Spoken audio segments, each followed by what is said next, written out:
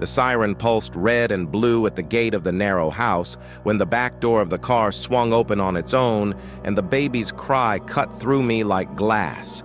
The air reeked of sour milk and fresh gunpowder. I moved forward with my gun lowered, palm open, trying to speak softly, but my voice came out trembling. "Easy, I'm here." The shadow in the front seat turned slowly, and his face came into the light. Unshaven, eyes weighed down by sleepless nights. He gave a crooked smile, recognizing my uniform as if he were seeing a ghost. "You were the one who put me away, remember?" The baby sobbed, face flushed, little arms flailing in the air, and for a second everything inside me went silent, as if the whole world was holding its breath. I knew that man too, not by his face, but by the weight he had carved into my conscience years ago. He lifted something from his lap, a shattered cell phone flickering, and with his other hand slid slowly beneath the dashboard. "Tonight we finish what was left undone," he whispered. When his hand came back, it wasn't holding a phone. It was something small, metallic, pressed against the baby's throat. And then he said my name.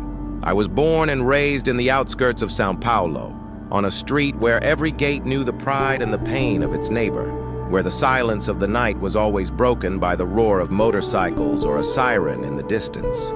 My father was a bus fare collector, a simple, hardened man who carried in his eyes the mark of someone who had watched the city swallow dreams without asking permission. My mother, a seamstress, sustained the household with needles and thread, stitching not only clothes but also the fragile hope that her children wouldn't be consumed by the same fate. I learned early to respect the weight of the uniform long before I ever wore it. I used to see the police officers pass by on our street with that mix of fear and reverence, and inside me, something grew, a silent calling, a stubborn desire to become the wall between chaos and those who had no defense. When I joined the military police, it wasn't out of some cheap sense of heroism, but out of a visceral stubbornness not to bow down to the violence that shaped the city I grew up in. The years in the force carved invisible scars into me. I've seen more bodies than I should have, more tears than any man should be able to bear without breaking inside. I learned not to tremble when the radio crackled with urgent calls, but I also learned to tremble alone in the dark of my room when I remembered the faces I couldn't save. The uniform is heavy, not just because of the fabric on your shoulders, but because it carries the weight of the mistakes and the victories of everyone who ever wore it. Every time I head out to a call, I carry the hidden fear in my mother's eyes and the shadow of my father, who once told me, "Don't forget, son, cops are human too, and that's where the danger lies." My history is made of discipline, mixed with unforgivable failures. I've crossed lines, I've made mistakes, I've watched the thin line between justice and vengeance nearly dissolve in front of me. I still carry in my mind the face of a 19-year-old boy who should have only served the sentence the law gave him, but instead died in a shootout where my bullet was the last to silence the night. I never knew if I pulled that trigger out of instinct or out of anger. That doubt follows me like a shadow, reminding me that behind every police report, there is always a life that could have gone another way. That's why, when I hear a child crying, when I see a baby caught in the middle of a violent scene, the uniform feels 10 times heavier, because in that moment, the cop gives way to the man, and the man remembers that every lost life has a name, a story, someone who will miss them. My worldview is marked by contradictions. I believe in the law, but I know the law is slow, flawed, often harsh on the weak and soft on the powerful. I believe in discipline, but I know there are days when fatigue wins and your arm fails. I believe in God, but I've questioned him so many times that sometimes I wonder if he's tired of hearing me. What keeps me standing is a code I wrote for myself. Never let fear decide for me. Never allow anger to be stronger than duty, and never forget that every incident isn't just another page in my report. It's the final line in the story of someone who never imagined becoming a statistic. Deep down, I'm a man balancing two lives. The cop everyone expects me to be, unyielding, cold, incorruptible. and the son who still remembers his mother's embrace, the smell of fresh coffee in the kitchen, and his father's simple advice to never lose his humanity. Every time I holster my weapon and step into the patrol car, I know it might be my last ride home, but that's exactly what gives me strength. The awareness that tomorrow isn't guaranteed, and every night on duty is a fight to make sure someone, somewhere, gets to sleep in peace. And it was with that weight, with that past, and with those open wounds that I heard the baby cry and the voice of the man who recognized me in the middle of the chaos, as if all my years of service were being put to the ultimate test in a single night. It was a stifling Thursday night, one of those when the city seems to breathe in sync with the tension it carries. My shift had technically ended, and I was back at the station reviewing reports when the radio crackled with that dry static that always comes before bad news. Unit available for dispatch. Suspicious vehicle parked on a secondary street. Possible kidnapping situation. Location, East Zone. Alley near the municipal cemetery. The operator's voice was steady, but underneath it carried that tone you only recognize after years of listening. This was serious. I looked at my partner, who was already half out of his uniform, and no words were necessary. The silence between us made the decision. We grabbed the patrol car, sped down the almost deserted avenues, and it felt like the city itself was retreating, leaving the streets open like a stage waiting for tragedy. On the way, every traffic light seemed to take longer than it should, and I knew adrenaline was distorting time. While driving, I replayed the dispatch. Suspicious vehicle, dead-end street, possible hostage. My mind built the scene as if I were already there. Narrow street, houses pressed together, the dim glow of flickering streetlights. And what unsettled me most was the mention of a baby. The central office hadn't given details, but that single piece of information was enough to make my heart pound differently. When a child is involved, the uniform feels 10 times heavier. The radio burst again. Additional information. Witness states they heard crying from inside the vehicle. Possible presence of child. I swallowed hard. A flash of memory cut through me. My niece, still in diapers, running across my mother's living room. The thought hit me like a punch. In that instant, anger and urgency blended inside me. This wasn't just another call, wasn't just another report to file. This was a fragile life, innocent, caught in the middle of something it should never have to witness. We reached the area in minutes, though each second felt like an eternity. The streets were nearly empty, only a few wary residents clustered on corners, trying to glimpse what was happening without getting too close.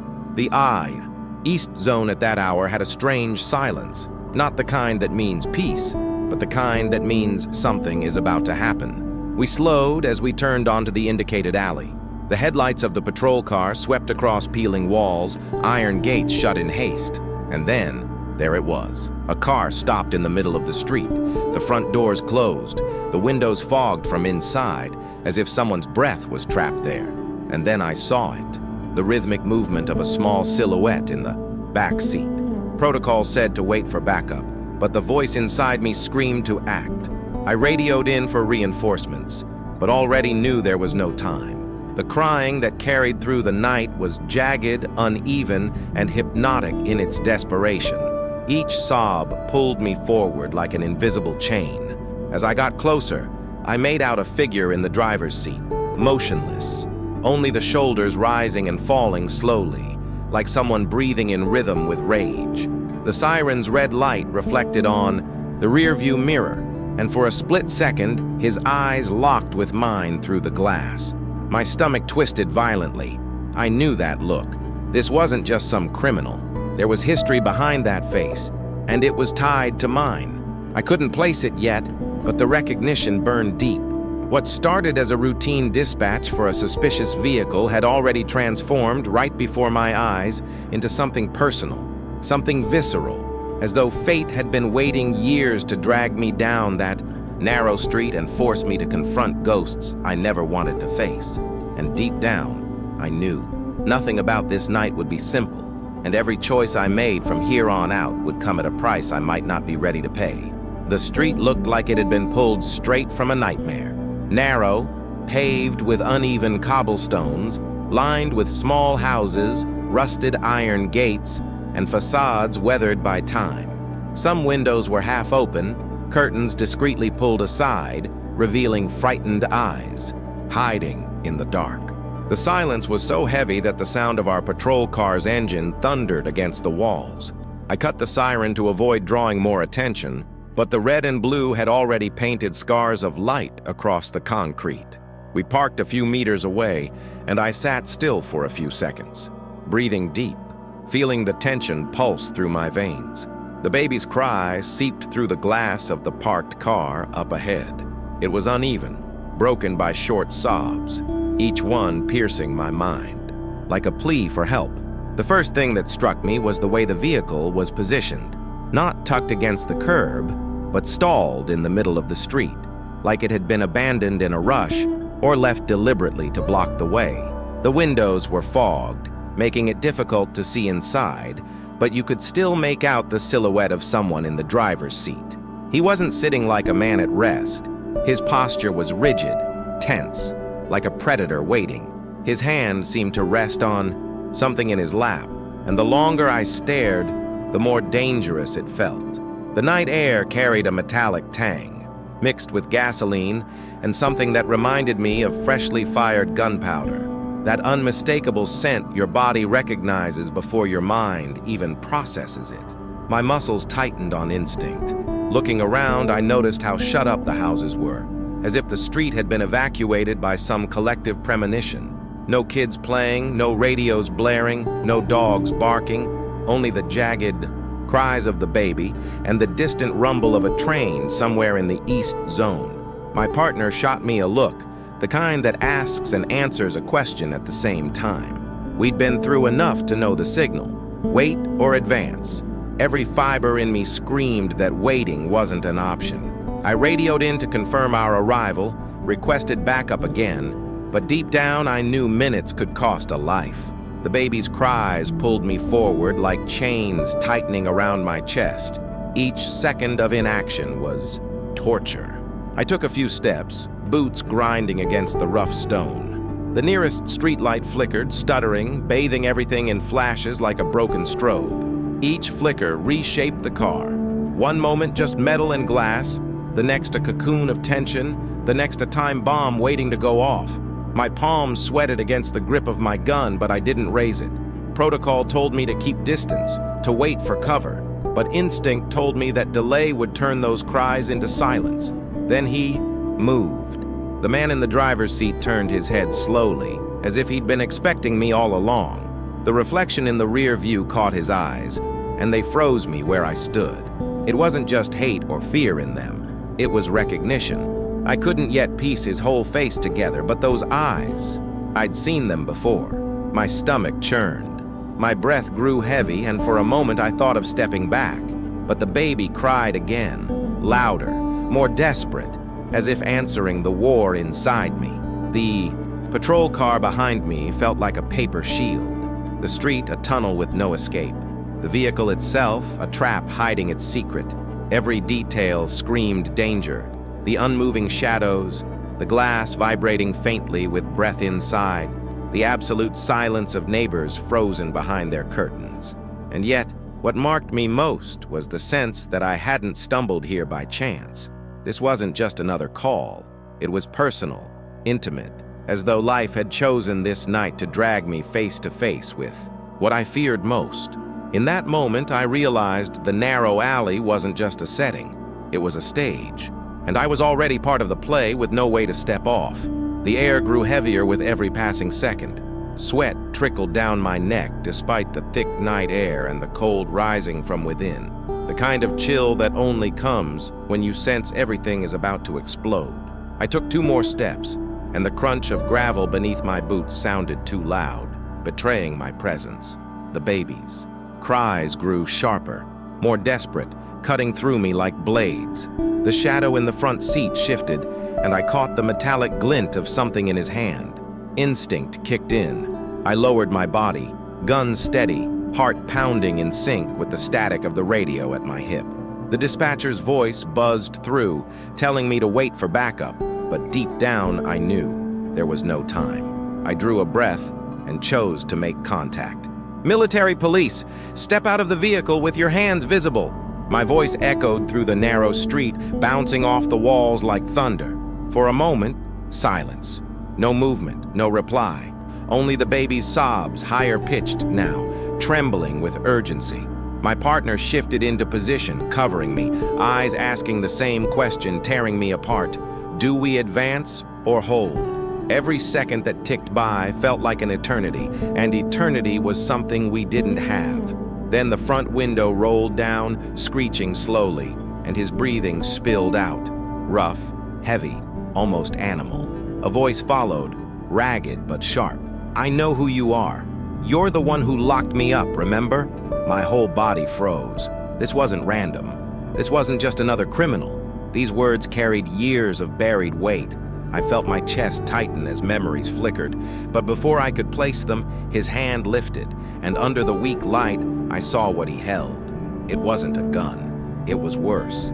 A blade pressed against the baby's fragile neck. The child wailed louder, the sound tearing through the night, and my lungs burned with panic. Every instinct screamed at me to fire, but one wrong move and it would all be over. "Calm down! No one needs to get hurt!" I shouted, trying to keep my voice steady, though urgency threatened to crack it.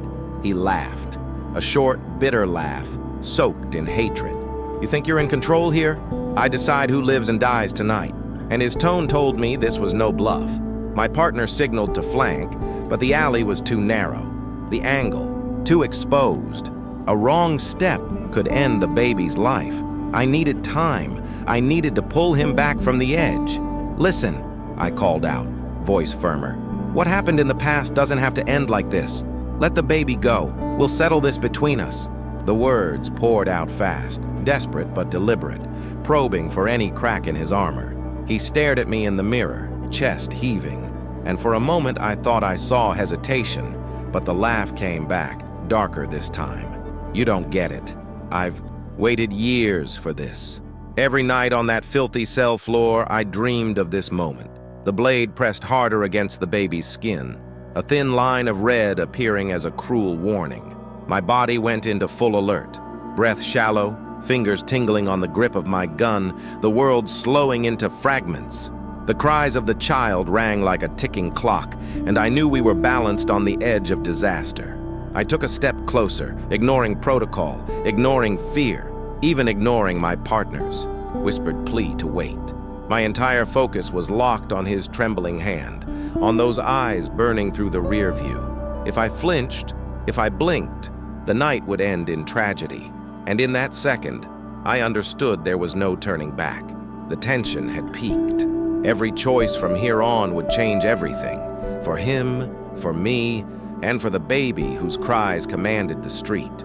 The action had reached its breaking point, and the moment for hesitation was gone. Time itself seemed to stop, each second dragging out like it could be the last. I was only a few meters from the car, gun steady in my hands, breath tight in my chest, when he turned his face just enough for the dim streetlight to reveal him fully. And in that instant, the ground gave way beneath me. This wasn't just some faceless criminal.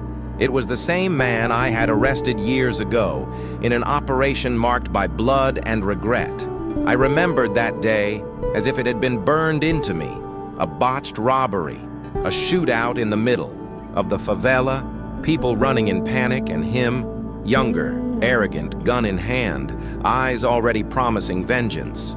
That day, I slapped the cuffs on him as his family screamed, and I thought I would never see those eyes again. But here he was, staring at me now, carrying not only fury, but something worse, calculation. My whole body trembled when I realized he knew exactly who I was, that this encounter was no coincidence. But the true revelation was yet to come. He lifted the baby slightly, as if to put him on display, and spoke with a voice cracked by emotion. "Take a good look at this child. Look closely, officer." The cries came ragged, broken, but between the sobs I saw the delicate features, the small nose, the curve of the eyebrows. My heart skipped a beat. Impossible, yet undeniable. That baby carried something familiar, something that dragged me back to memories I had buried deep. The child's eyes, wide, bright, terrified, were the same as the woman I once loved and lost.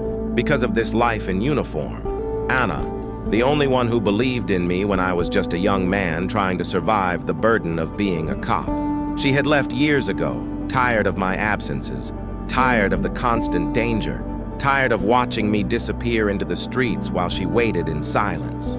She said she couldn't take it anymore, and she left without looking back.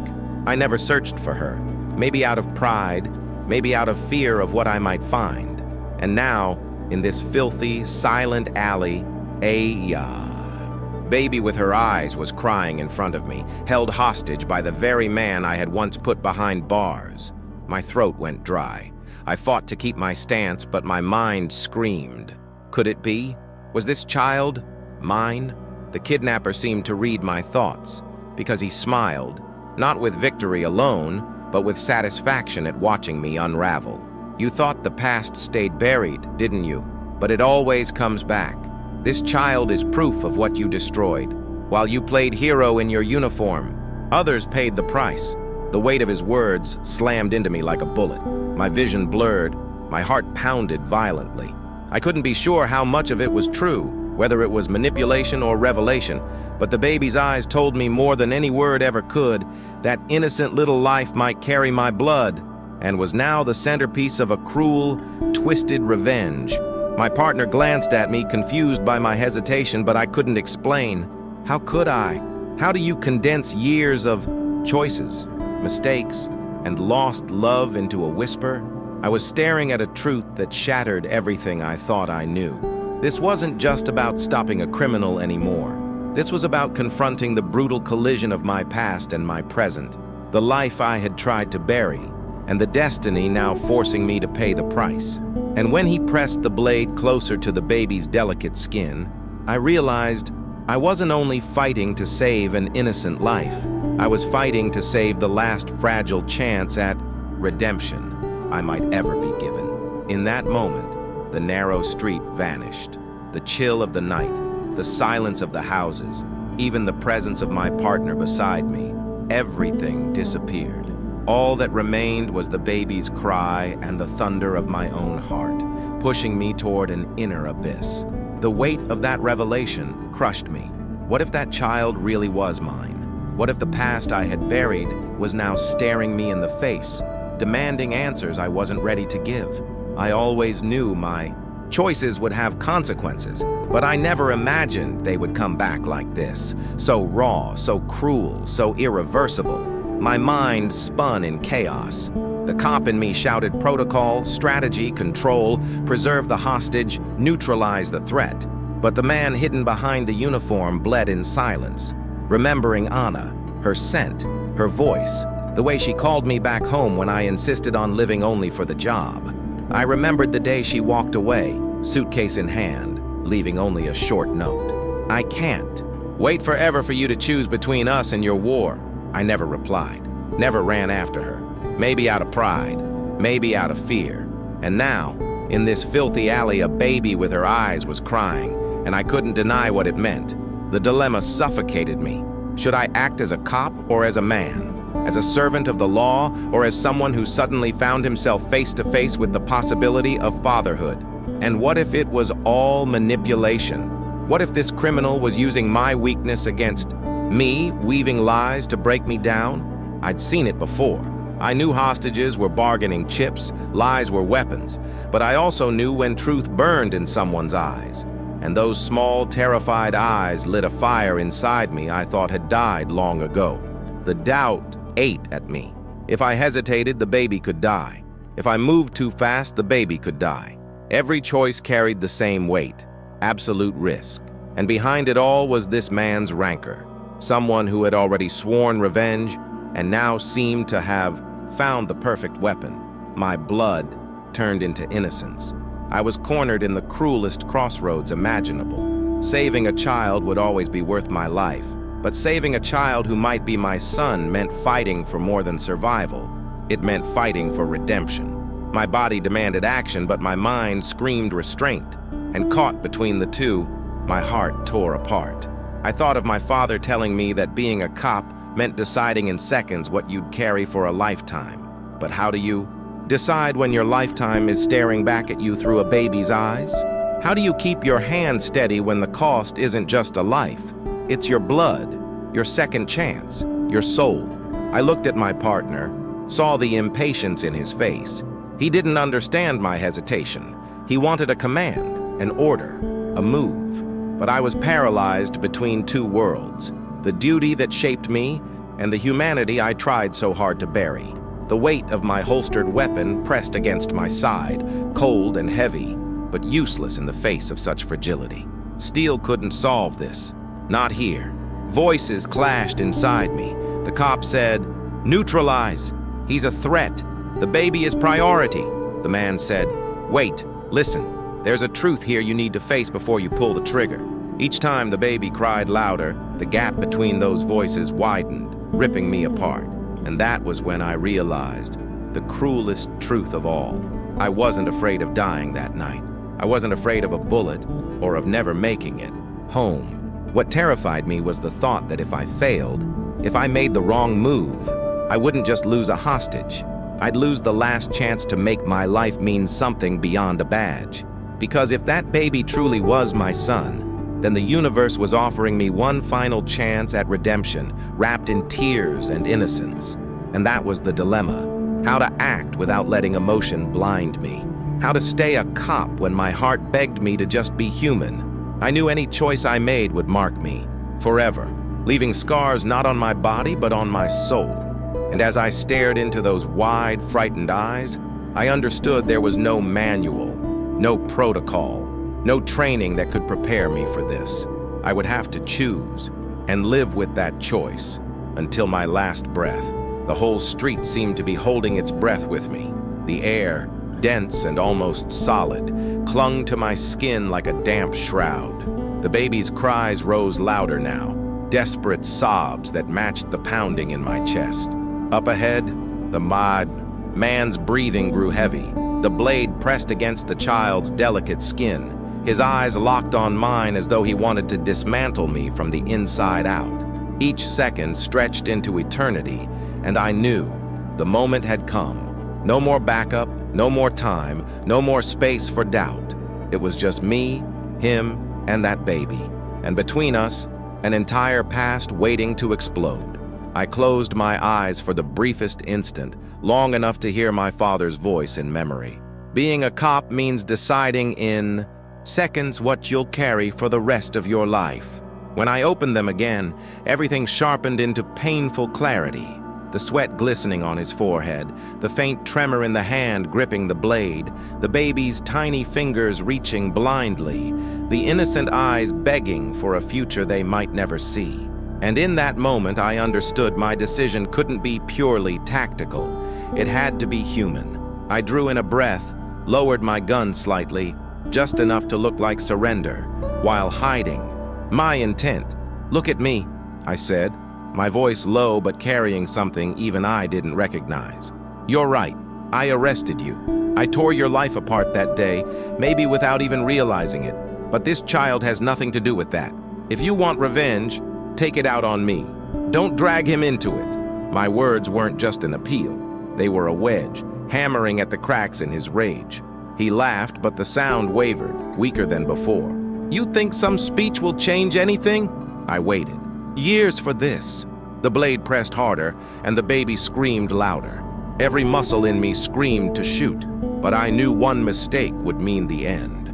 And then he said something that tore the air from my lungs. My full name, the way only Anna used to say it when she wanted to pull me back to reality. The world tilted. My vision blurred for a heartbeat. "She told me everything before she died," he continued, voice shaking. "She told me who you were, and I kept him because you weren't there." My heart stopped. Him. He had said him. My gaze dropped to the baby's eyes, and suddenly every piece fell into place. This wasn't just any child. He was mine, my son. The revelation crushed me and set me ablaze at the same time. Fear twisted into something rawer, fiercer, instinct, primal, and unstoppable. I couldn't afford doubt anymore, not when my blood, my only chance at redemption, was hanging by a thread before me. I shifted a step sideways, slow, deliberate, angling myself while my free hand brushed the emergency button on my radio. "Look at me," I repeated, firmer now, my voice carrying weight. "You're tired. I can see it. This doesn't have to end with blood. Put the knife down. Use me instead. Take me, not him. Whatever you came here for, I'm right here." My words rang out like both plea and command. The baby sobbed. The man's eyes flickered, and I caught the hesitation, the tiniest crack in his resolve. It was all I needed. I lowered my weapon further, spreading my arms wide, as if offering myself up. "Let him go," I said, my voice raw. "Do whatever you want with me, but let him go." For the briefest moment, his hand trembled. His eyes wavered between hatred and doubt, and I knew this was the opening, the razor-thin chance. My whole body coiled, every muscle ready. Then, in one breathless instant, I moved. A surge of instinct, precision honed by years, and desperation only a father could feel. I launched forward, faster than thought, faster than fear, closing the space between us. That was my decision. To risk everything, my career, my life, my soul, for one chance to save his, my son's. And as my body hurtled forward, I knew there was no turning back. The world erupted in sound and motion. When my body collided with his, everything unfolded in slow motion, balanced on the edge of a razor. The baby's scream split the night, the blade flashed before clattering to the ground, and the kidnapper's breath escaped in a harsh grunt as we struggled. My partner dove in, locking onto his arm while I tore the child free, cradling that tiny body against my chest as if my skin alone could shield him from harm.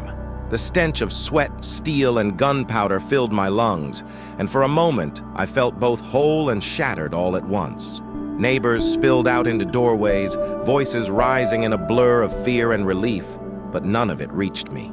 All I heard was the baby's shrill, unrelenting cry pressed against my chest. The blade lay a few steps away, glinting under the streetlight like a broken promise. The man, now pinned and cuffed by my colleagues, no longer wore rage on his face, only exhaustion, the hollow look of someone who had reached the end of a road paved with hate. He muttered something faint, words I couldn't catch, swallowed by the chaos. The radio crackled with urgency, priority medical, perimeter lockdown. And within minutes, the alley flooded with backup units. Yellow tape stretched across the street. Witnesses were gathered, statements taken. The man was hauled behind the cordon under heavy guard. My partner stayed close, chest heaving, eyes flicking between me and the child who had finally drifted into silence, asleep in the warmth of my arms. The first wave of consequences hit immediately. Forensics, medical checks, protective services for the child. The questions rained down fast and sharp. Who was the mother? How had he gained access? Were there accomplices? Was the child really mine? I answered mechanically, line after line, my handwriting jagged on forms that felt colder than the night air. Each signature felt like it carried more than words, like it carried the weight of a life I wasn't ready to claim but couldn't walk away from. In the patrol car afterward, watching the baby taken to the ambulance, I could feel the eyes of the team on me. Some curious, some suspicious, some with a flicker of understanding. My commander pulled me aside, his voice low but heavy. Internal review, possible investigation. It's procedure. You know that. I nodded, though his words meant little compared to what I already carried inside. Hours blurred, depositions, paperwork, endless recounting of events. But none of it struck me harder than the moment at the hospital. The child lay in a clear crib, wires and monitors tracking every heartbeat, every breath. The doctor assured me he was stable, only exhausted and dehydrated. Still, when I placed my hand on the cold glass, a shiver ran through me. It wasn't fear, it was recognition. And there it was, the second wave of consequences, far deeper than any report could capture. Beyond the flashing cameras outside, beyond the internal inquiries and the headlines already forming, I faced a truth I could no longer run from. If what that man said was true, then the child wasn't just a victim I had rescued. He was my son, my blood, my unfinished story. That night had ended in protocol. Arrest made, victim safe, case closed on paper. But for me, it had detonated into something far greater. Every breath that baby took was a demand, a reminder that my past had returned in flesh and bone. And now I would have to choose what role I would play in his future. As the ambulance doors shut earlier that night, I'd felt a hollow ache in my chest. But here, in the hospital, watching him breathe, that ache turned into something else, a promise that no matter what the institution demanded of me, no matter what inquiries came, no matter what weight I'd have to carry, I couldn't turn my back. The immediate consequences of that night weren't only the custody reports, the disciplinary reviews, or the patrol logs stamped with my name. The true consequence was this: from now on, every step I took, every decision I made, would no longer be just as a cop on the streets. It would be as a man who had something to lose, and finally someone to protect. The improvised interview room at the precinct was stifling, lit by a single dim bulb that stretched shadows across the walls. I could still feel the warmth of the baby's body against my chest, even after handing him over to the doctors. His cries echoed in my ears like a ghost that refused to leave, and it was there, sitting at a scarred wooden table, that the conversation began, the one that would change everything. Across from me, handcuffed, the kidnapper stared. The fury in his eyes was gone. What remained was exhaustion, a deep weariness, as if the rage that had fueled him had finally burned out. He inhaled hard, voice hoarse and thin. "You still don't get it, do you?" I didn't answer. I held his gaze, trying to tame the storm inside me. He lowered his head, then looked up again, steady this time. "That baby, he's not just another hostage. He's part of you, your blood." My chest tightened. I wanted to deny it, to shout that it was another one of his twisted games, just another manipulation meant to break me. But the memory of the child's eyes haunted me, refusing to let go. "Anna came to me after you abandoned her," he continued. "She was lost, alone, and I wasn't a saint. I took advantage of her pain, but before she died, she told me the child was yours. She begged me to protect him, and this was my way of doing it, bringing him back to you." The world spun. I searched his face for sarcasm, for cruelty, but what I saw was something else: bitter sincerity, the confession of a man who had twisted violence into a distorted act of guardianship. My heart wanted to believe him, but my mind screamed not to. Still, his words pierced deep. I remembered the last time I saw Anna, her eyes heavy with sorrow, the suitcase in her hand, her silence saying more than her letter ever could. Could it be true that she had carried not only the pain of leaving, but also my son? "Why now?" I asked, my voice edged with anger. He exhaled, eyes flat, as if nothing mattered anymore. "Because I didn't know how to care for him. Because I didn't want him to become like me. Because no matter how much I hated you, I knew he'd stand a better chance with you than with me. And because deep down, I wanted you to carry the weight I carried alone." I sat frozen, the clock on the wall ticking like a hammer. Across from me sat the man I despised, yet he had just handed me the greatest truth of my life. This was no longer about crime, justice, or revenge. It was about legacy, about blood, about destiny. He spoke on, recounting details only Anna could have known. The scar on my left shoulder, the night I almost quit, the force, and she stayed up holding my hand, the promise I made and broke to leave the city and start fresh. Each memory stabbed like proof, undeniable and merciless. I couldn't refute him anymore. The child was mine. When his words ended, his head dropped, defeated. I stayed rooted, struggling to breathe. At that moment, the line between enemy and messenger blurred. This wasn't an interrogation anymore. It was a confession, a handoff. I left the room without a word, legs heavy, mind collapsing. Under the weight of it all, I understood then that conversation had changed everything. Not just the case, not just my work. It changed who I was, who I would become, and who I would have to be for that baby. The child who carried not only my blood, but the burden of every choice I had ever made. Dawn came, but inside me it felt as though time had stopped. I walked the precinct hallways like a ghost, replaying every word from that conversation in my head. This was no longer about a handcuffed criminal, a completed protocol, or a rescued child. It was about me, about the man I had been, the man I had become, and the man I now had no choice but to be. For the first time in years, I couldn't hide behind the uniform or use duty as my shield. I was stripped bare before the truth.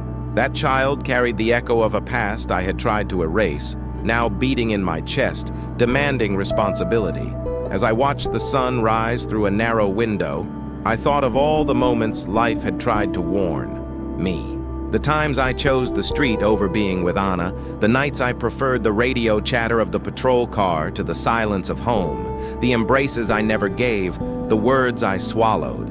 I always believed there would be time to make it up later, but later never came. And now, life placed in front of me an innocent baby, possibly my son, as if offering me one final chance at redemption. My heart swung between guilt and hope. Guilt for failing as a man, as a partner, and perhaps as a father. Hope, because despite everything, there was still life, still a chance to do better. I didn't know if I had the strength to reconcile the hardened cop I had become with the father that child deserved. But I felt something inside me shift. I no longer saw him as just a rescued hostage. I saw him as a mirror, small, fragile, but reflecting a part of me I thought was long gone. The transformation began in silence, with the decision not to run from the pain. I could have denied the truth, told myself it was manipulation, that the story of Anna was a fabrication. But I knew I'd be lying. I knew those eyes. Fate had chosen the cruelest way to confront me, but perhaps also the fairest, as if it were saying, "You spent your life saving strangers. Now it's time to save what's yours." I realized then that the uniform, which had always given me identity, was now demanding something greater. It wasn't enough to be a cop on the street. I had to be human at home. I had to learn to protect in another way, not with weapons or tactics, but with presence, with love, with commitment. Maybe I couldn't erase the mistakes of the past, but I could start again. And that beginning was in the eyes of that child. And strangely, I recognized something else. The man I hated, the criminal, had, in his twisted way, given me a gift. He could have killed the baby, could have destroyed everything, but he didn't. Instead, he handed me a secret that would alter my life forever. His crimes remained, his violence unforgivable. But life has strange turns, and sometimes even an enemy carries a truth powerful enough to change our destiny. When I stepped out of the precinct later that morning, the sunlight hit my face with unexpected warmth. The city roared on as if nothing had happened, cars honking, people rushing, life demanding its pace. But for me, that light was something else, the first step into a new chapter. I was no longer just a cop hardened by the streets, marked by gunfire and screams. I was a man standing at the edge of a choice that would redefine everything. And for the first time in years, I didn't feel fear in that responsibility. I felt called to it. The transformation wasn't a sudden revelation, but a fire slowly lit inside me. From that moment on, every decision, every step, every fight would carry a deeper purpose. That child wasn't just another life saved. He was the reason I was reminded I could be more than a man in uniform. I could be a father. I could be human. And that's when I finally understood. The greatest prison wasn't the cell where I had once locked him away. It was the invisible cell I had built for myself, believing violence and duty were the only things that defined me. That night, with the cry of a child, those bars broke open. And at last, I was ready to walk out. The incident was officially closed at 6:12 a.m. when the last forensic vehicle pulled out of the alley, and silence once again settled over that forgotten corner of the East Zone. But inside me, nothing was closed. The baby had been taken to the hospital, stable, monitored, surrounded by a medical team that spared no effort. I lingered by the ambulance door for long minutes, staring at that tiny body wrapped in a thermal blanket, until the door shut and the siren faded into the horizon. Only then did I realize my legs were shaking and that I had been holding my breath all along, as if expecting everything to collapse again at any moment. Back at the precinct, procedure ran its relentless course. The kidnapper was booked, examined, interrogated. Everything documented, every detail filed, every minute stamped into evidence. For the machine of justice, it was just another case completed. But for me, it was impossible to compress what had happened into technical jargon. The report I wrote was full of sterile sentences, but every period concealed the weight of a heart that still couldn't process the magnitude of it all. The commander pulled me aside. He reminded me that internal affairs would be watching, given the seriousness of the case. "It's not personal. You know that," he said. But his eyes told another story. It was personal. Rumors had already begun circulating. Journalists were circling like vultures, and the department couldn't risk a stain on its image. I nodded, silent. Nothing he could have said would be heavier than what I was already carrying.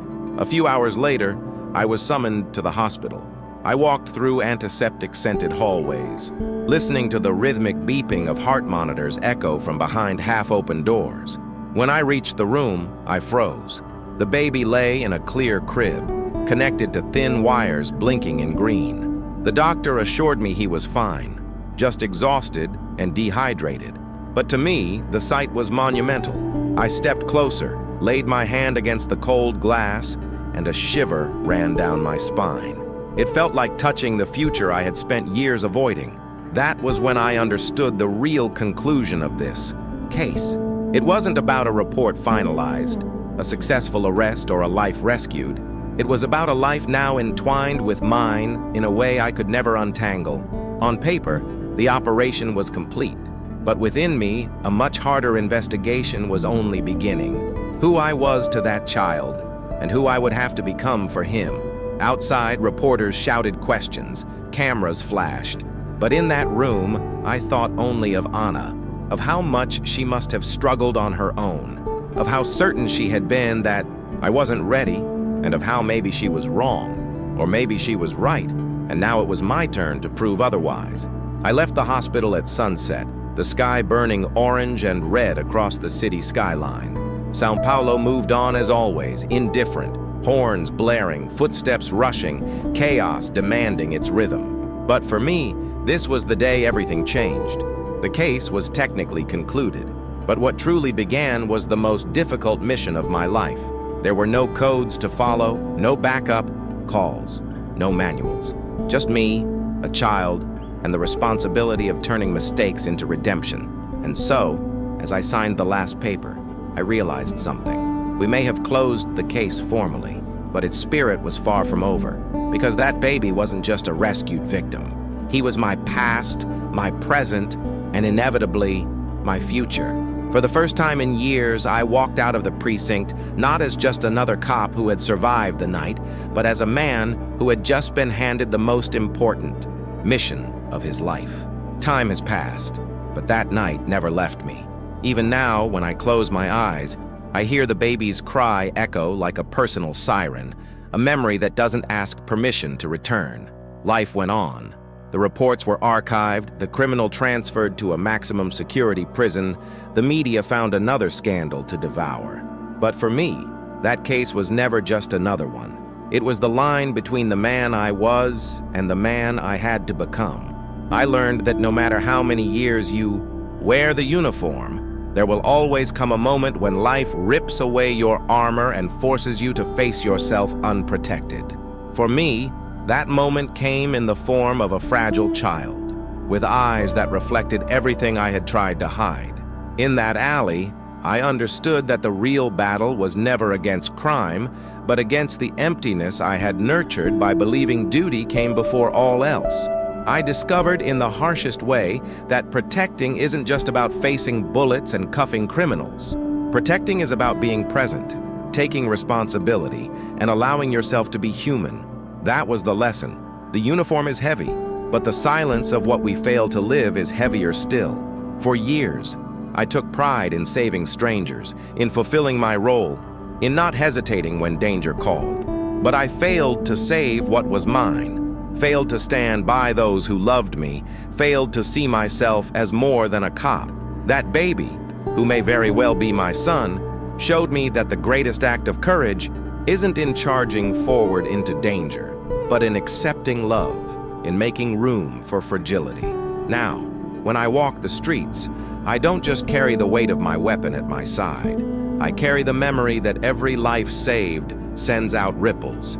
I carry the certainty that beyond the cold numbers of statistics, there are stories colliding in unpredictable ways, demanding more from us than training, demanding humanity.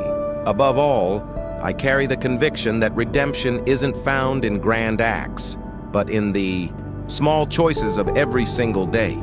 If that baby truly is my son, then ahead of me lies a long road filled with questions I don't yet know how to answer. But for the first time, I'm not afraid. I feel purpose. I know the past can't be erased, but it can be transformed. I know every tear that child shed that night was a call for me to finally wake up. And I know that no matter what happens from now on, I will never again allow the silence of absence to speak louder than the presence of my voice. Life, cruel as it is, gave me a second chance to be more than a man in uniform, and I intend to honor it, no matter the cost. Because in the end, the truth is simple and brutal. We are all hostages of time, but only a few are fortunate enough to hear the cry that wakes us before it's too late. I heard it, and I will never forget it. If you've made it this far, I want to ask you something. Subscribe to the channel and share in the comments which part of this story struck you the most. Your voice is what gives us strength to keep bringing you stories that are intense, human, and real. And remember, behind every case, there is always a life, and sometimes a lesson that can change our own forever.